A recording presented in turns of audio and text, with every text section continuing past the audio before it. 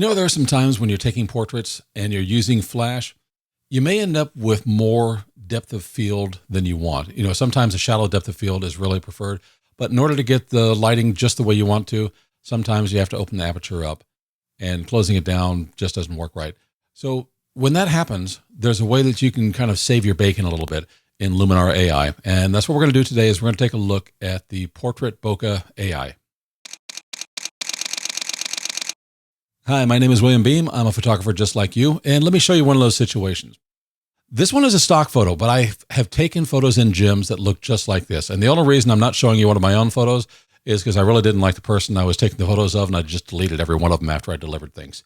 So with that in mind, we're going to take a look. There's a stock photo here, and you can tell this is the problem. You can see that you've got depth of field going all the way in the background. It's kind of grungy and gritty, and maybe that's what the photographer was going for in this case, but I don't think that having all that clutter back there really helps enhance the photo and the subject in the photo, which is really what we're all looking for. So that's where we take a look at what we can do in our Bokeh AI. Now, the first thing I did when I got this photo is I came up here to enhance, and I brought it up about halfway. If you want to see what it looks like before that, we'll just click this little eye, and that's where it was. So we got just a little bit of color, and you can tell that this photo comes with some natural vignette with it. I don't know if that's the lens or if maybe the way that they lit the scene, but that's okay. We're going to work with that, and I don't mind the vignette in a case like this because you do want to kind of bring the eye in towards your subject here. So let's go down to the portrait section. We're going to open up Portrait Bokeh AI, and I've got the entire thing open. So here's the way I like to use this tool. I start off roughly in the middle, and most of the tools I don't go that high, but this one I do. And I just want to bring it up here and see what I get. And there's a couple of things that you're going to look at is what is the amount of bokeh you're going to put up here. We're going to skip past the brush controls. I'm going to come back to those later because those are important and I want to make sure that I show them to you. But what I want to do is come down here and look at the background area. The first control you see here is brightness. So we can dim the background, which I kind of like that idea in a portrait setting like this because I want to showcase him as the brightest thing. So I'm kind of, anywhere there's bokeh, it's going to dim it. Now, it might take a while for this to happen, and that's because there's something peculiar with the Portrait Bokeh AI tool. Usually, when the AI is working, you see over here under this Luminar AI, you've probably seen it before. There's a bit of an animation as the tool is thinking. This is an exception. When this tool first opens up and it starts evaluating the photo, you don't see the animation up here. And you may not see anything happen for a while.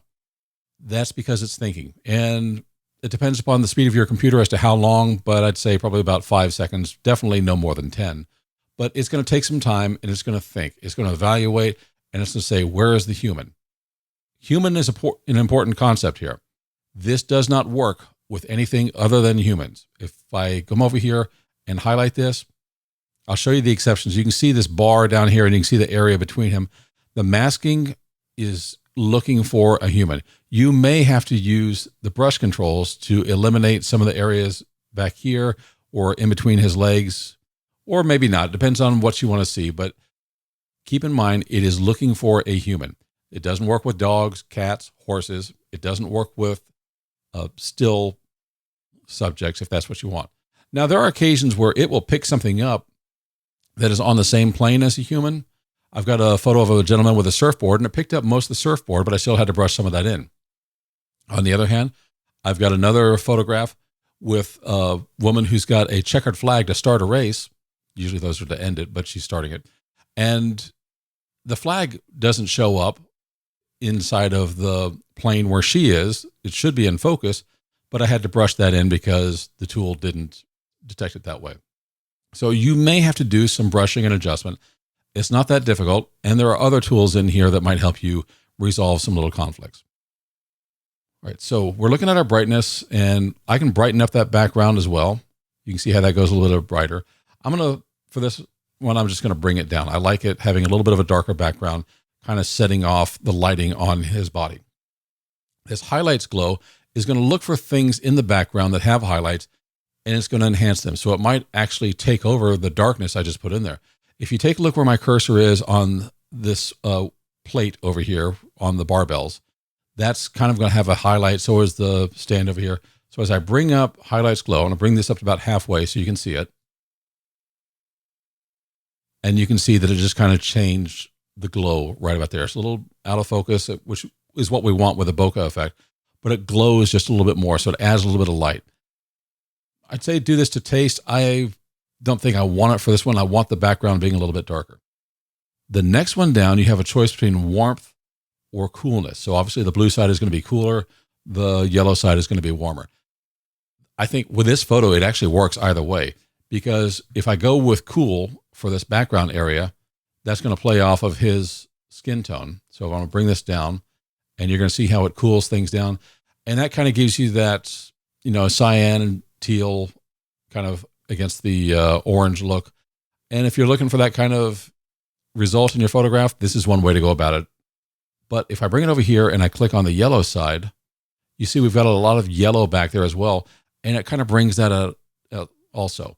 So I think in this photo, you could go either way. You can make it like if this is a hot day, this is a warm environment, because you can tell that's not air conditioned. But I'm going to go for the cool look, and you can adjust that to taste for whatever you want. Now, this is the real moneymaker, depth correction. This can be your friend, this can be your enemy. And I'm going to show you why. It starts off here at 0. I'm going to bring this all the way over so you can see just how far forward it comes and where this could be problematic. Keep in mind, if you have bokeh with a camera and you're looking for shallow depth of field, there may be some of that shallow depth of field in the foreground as well as the background. Basically, the plane of your subject is where the shallow depth of field is. With this tool, it doesn't really give you the bokeh effect in the foreground in front of your subject. So you may come up with something that just looks a bit awkward and odd like this. So take a look. We know that these plates on the barbell are on the same plane as him. They should not be out of focus, but they are. And you can see the mask is on him. And also there's a little bit just before him, but if you look at between his little arm and body over here and kind of between his legs there, you can see everything is in focus. So here's your choice. You can move your depth correction to push that bokeh back, which is what I would prefer to do. Or you can come up to your brushes and you can click on focus, defocus, or restore, which kind of brings back the original one. So you might want to try and defocus that. But with the brushes, it's difficult to do. You probably have to zoom in there, and you can change the radius, which is the size of your brush. You can change the softness. So you see these two rings that are moving over here. On this way, there's a lot of softness between the inner ring and the outer ring. And on this side, it's just a very hard edge brush. Depends on what you need. And then the opacity. I would recommend using a lower opacity and then kind of building up if you can. Sometimes, particularly on the outside edge or maybe on this inside edge over here, I would work with a lower opacity to kind of get the brush where I want it to. But we're not going to work on that right now because I'm going to bring all of this back over here to the default settings, except for maybe the radius. And I'm going to come down here to depth correction. And we're going to start working the way back. So I'm going to click right about here. And that's a little bit better, but I still think it's too close. But what you could do now is it's a better place to come in here and paint in focus on this brush. So what I'm going to do is I'm going to bring my softness down a little bit, and I don't want quite such a large brush. And I'll leave my opacity where it is. So as you start brushing this, typically you would see some red building up. And if it seems a little slow, that's my computer, not anything else. And then I'll do the same thing over here. Now, before I paint over here, notice just behind the barbell, you see a little bit of a glow. That's because the barbell shows that it's out of focus, and the bokeh effect is kind of adding that glow there. Sometimes you can fix that with a brush. Other times you can come back and fix that with the edges correction over here. And if you go too far, I'm going to make an intentional mistake here. Let's say that I brush this over here to try and get rid of that. This is a resource-intensive tool.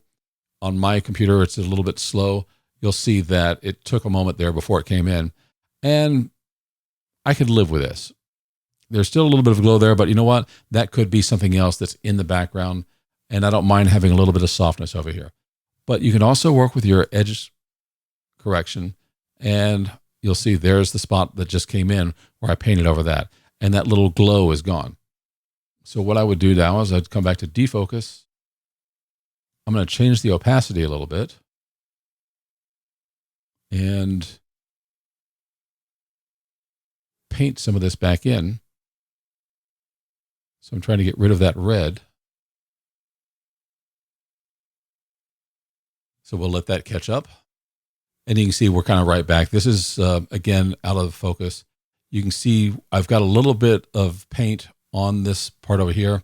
And if you're wondering, only when I bring the mouse cursor over the photo does it show you the mask. As soon as you bring it over the side, it's out.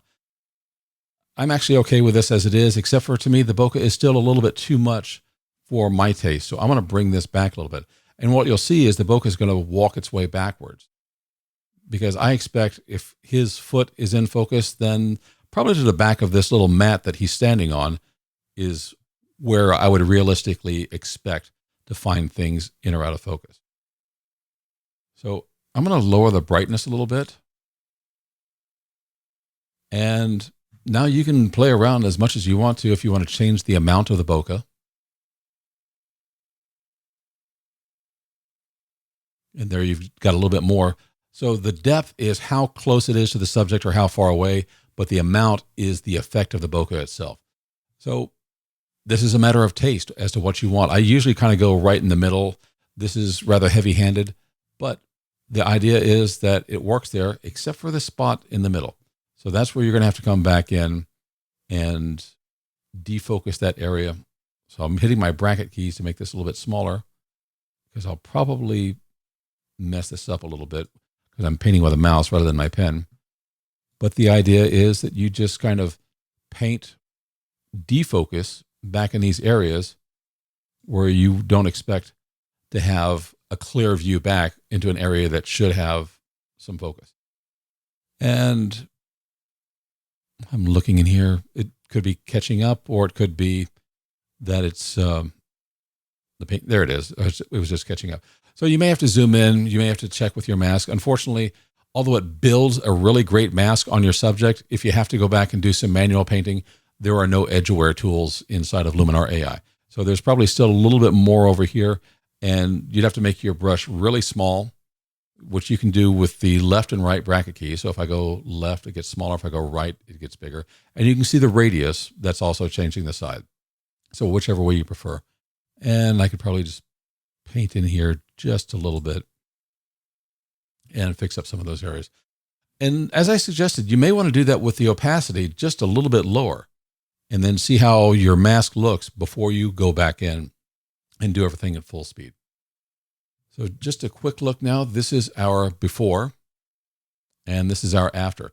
The nice thing about bokeh is that it really brings out your subject. You might have to do some brushing and to get things just where you want them to, and that's okay. But overall, I find the tool works very well.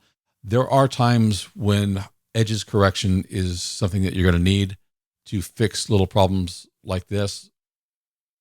There are times when brushing is going to be the solution. So you might have to do a little bit of work, but overall it's very fast, it's very easy, and you get some very interesting looks, I think, with Portrait Bokeh AI. Thank you so much for spending a little bit of time with me. I hope you enjoyed this. If you like this, please go ahead and click the like button.